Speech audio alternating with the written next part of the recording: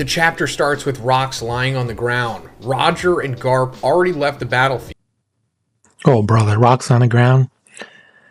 We'll begin into One Piece chapter 1166, the most overrated chapter of all time. And I'm not even kidding. So, alright, I'm just gonna say it. This older chapter just has been written bad to me. Go ahead and type your angry prayer out right now. You were gonna do it anyway, honestly.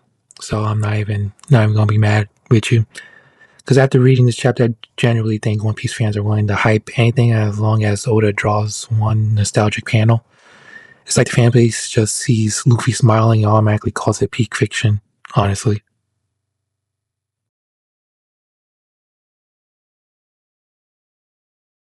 Despite Roger and Garp's attacks, Rox was still alive, and he was still talking to himself. He says, didn't work, huh? Roger, Garp, run! You guys are not to die here. Suddenly, Garling, Summers, and Maffei approached Rox. Garling raised his sword and stabbed it into Rox's body. These were Rox's last words. Oh, almost forgot. Thank you guys for stopping my rampage. So that's it. Rox is dead. Maybe. I don't know, we'll talk about it. But yeah, we found out yesterday in the initial spoilers that this was essentially Rox's death, and it was Garling who kills him. We speculated for months as to how Rox was going to die, and the two options boiled down to Garp and Roger teaming up to kill him, and then the other one was Garling killing him, and we got both, kind of. Well, Garp and Roger weren't able to kill him, despite Rox pleading with them to do it. I mean, they stopped him from his rampage, as he says, because he almost literally killed his wife and child. But man, Rox was a beast, survived both Garp and Roger's ultimate attacks in earnest, only to be killed by that piece of crap Garling. But it's understandable, we're supposed to hate Garling. He's irredeemable psychopath, and this just makes us hate him even more, so thanks, Oda. And also, I talked about this too, but this is probably why Blackbeard hates Shanks. Why he attacked him at some point and gave him that scar across his eye. I don't know how Blackbeard found out about this, but Blackbeard knows a lot of things, and we just don't know how. I'm sure eventually we will in his flashback, which we're gonna get in like 6 years. Hey, also guys, can we try to get 3,000 likes on this video, please? Take that phone, because I know you're probably watching it on there. Hit the like button. It'll help the video, and it'll help me out so much. Thank you guys, I appreciate it. Then we can see characters like Newgate, Linlin, Kaido, or Shaki in the montage closing God Valley's incident. And we can see too that God Valley Island was sinking into the sea. We don't see laser beams destroying the island or anything like that, just the island sinking. So yeah, the rest of the Rock's pirates are just ghosting. We don't even get to see what Whitebeard says about all of this stuff. So yeah, I wanted to react to this chapter, but this just turned into like a rant of the chapter, really. The plot just not plotting to me. Like the actual chapter, because I swear Oda just threw like random scenes together and hope the fan base would cope, theorize it, and I guess call it genius. Half the chapter felt like Oda just hit a shuffle on the storyline. Random lore, random flashbacks, random face reveals, random shocking moments that get undone 2 pages later. Like, bro, we are like 1100 plus chapters deep. This ain't mystery, it's confusion with a budget, honestly. Everyone online is acting like this chapter was some mind-blowing, world-shattering moment. Honestly, if the exact same reveal happened in any other manga, you would call it like mid. But because Oda drew it peak cinema, Oda cooked, blah blah blah. No, he did not. He microwaved leftovers. This big moment was literally just Oda recycling ideas from 400 chapters ago and hoping nostalgia would carry the weight.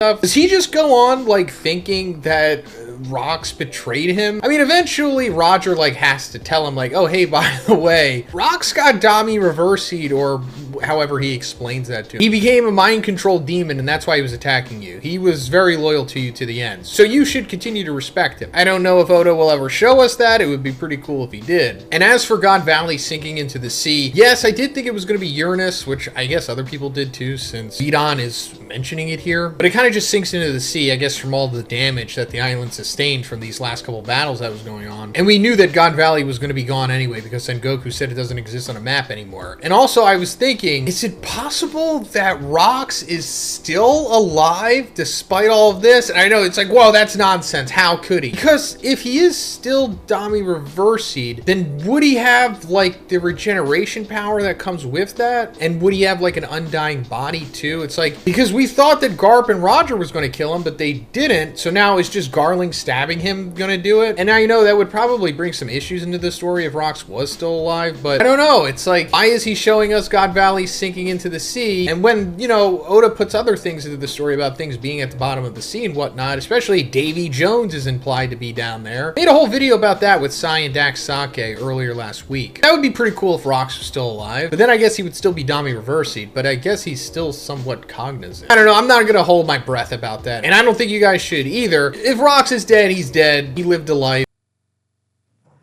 I think we also have a straw hat problem. Let me stop it right there.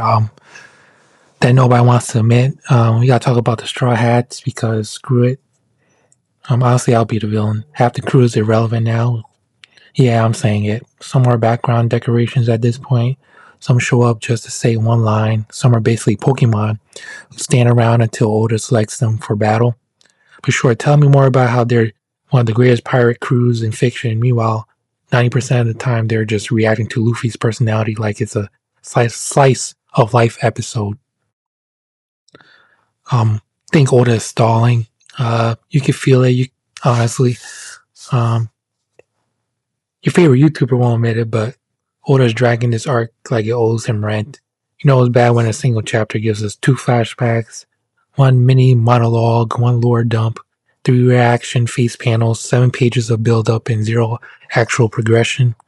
At this point, I'm convinced Oda's trying to see how long the fanbase will defend him, no matter what he drops. And guess what? The answer is forever, because One Piece fans will defend anything, like literally. He had a very tragic ending. It is what it is. I really don't need him to still be alive. I mean, it would be incredible if he was, and then they could somehow undami reversing him or whatever, but probably not. Roger returned to the Oro Jackson after treating his wounds. He heard a strange noise coming from a treasure box. They opened it, and they find Baby Shanks smiling. This is the exact same page we saw in the Film Red Specials volume. The news of the Rox Pirates' disbandment spread around the world. Harold stopped the giant who was plundering on Human Town. He punched the giant several times in rage. Harold felt guilty that his effort for peace resulting in him not helping Rox, so he will not forgive any giant who stands against his goal. Well, at least Harold is feeling remorseful for not helping Rox, because he should have. Rox would have did it for him, but I guess Harold is supposed to be a very flawed character. So I understand it, but still, it's like, screw you, dude, you suck. We see Loki's reaction too. Loki wanted to join the Rox Pirates because he thought Rox was the god Nika. However, Rox told him that he wasn't a god who wanted to destroy the world. He was a pirate who aimed to conquer the world in order to change it. All right, awesome reveal from Rox here. I love that this is what he ultimately wanted. He should have been like the true MC of this series. But this also goes back to what I was talking about yesterday, and I think that Loki is probably going to join the Blackbeard Pirates one way or another. I don't know how it's going to happen. I mean, there's a lot. I think the world building defense is dead. Anytime I criticize One Piece, people hide behind the same excuse. But it's world building, bro. Adding a name to a place we'll never visit again is not world building. Giving a character a random sad backstory is not world building. Teasing a future event for the 10th year in a row is not world building. At this point, Oda could reveal that there's a secret island called Plot Convenience Land, and y'all would write 30-minute essays defending it. Like, it's ridiculous. Reality check. Listen, if you generally think chapter 1166 is a peak storytelling, that's fine. I don't know why I said 1166, 1166. But don't get mad at me for saying what everyone else is thinking but is too scared to admit. This chapter is mid, dressed up as hyped. It's flashy, it's nostalgic. With actual writing, not even top 20 chapter this year.